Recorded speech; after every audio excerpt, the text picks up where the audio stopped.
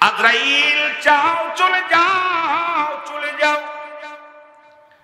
আমার জিব্রাইলেরও দরকার নাই।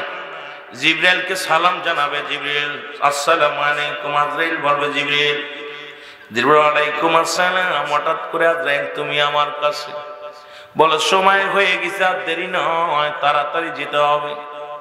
জিবরিল আমিন কয় একটু সুযোগ দাও, কারণ আদম থেকে শুরু করে যত নবী রাসূল আছে, আমি জিবরিল রব্বে কারীমের তরফ থেকে খবরগুলো নিয়ে তার নবীদের পৌঁছায় দিছি।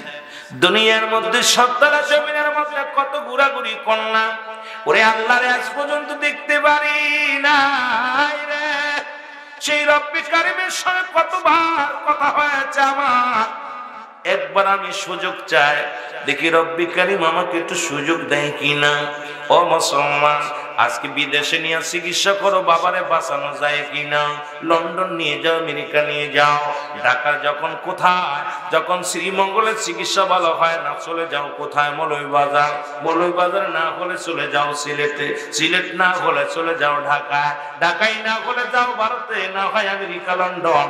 টাকার জন্য বাঁচাইতে চাও, হয়তো 6 বছর 2 মাস 5 মাস তোমার বাবা মার একটি ওষুধের জন্য ওসিলায় হয়তো আল্লাহ দয়া করবে, তবু মরণের পেয়ালা পান করতে হবে। জোরে বলেন ঠিক কি না?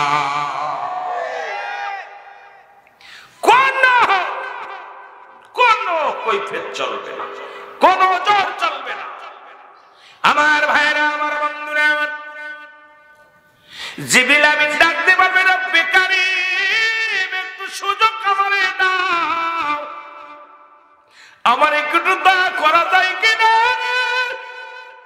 আমার একটু দয়া করা যায় কিনা।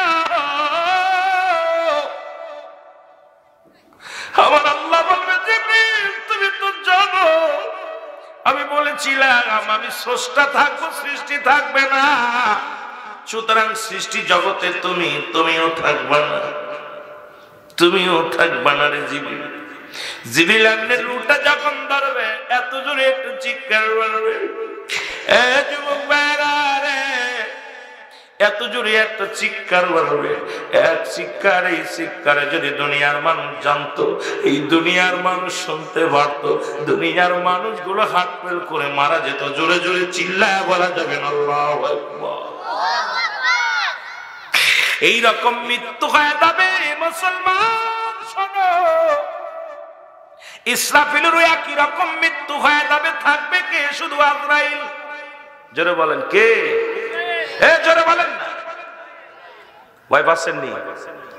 এরপরও মানুষ ভয় হলো না। এই যে মরণ, ওই যে আজকে ওনার ছেলে মাফ চাইলো, চাচাই মাফ চাইলো, কিন্তু সকালবেলা মসজিদে কি পাওয়া যাবে?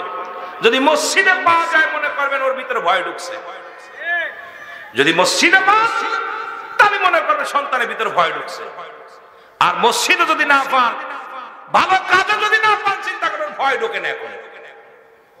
ঠিক কিনা? ঠিক কিনা?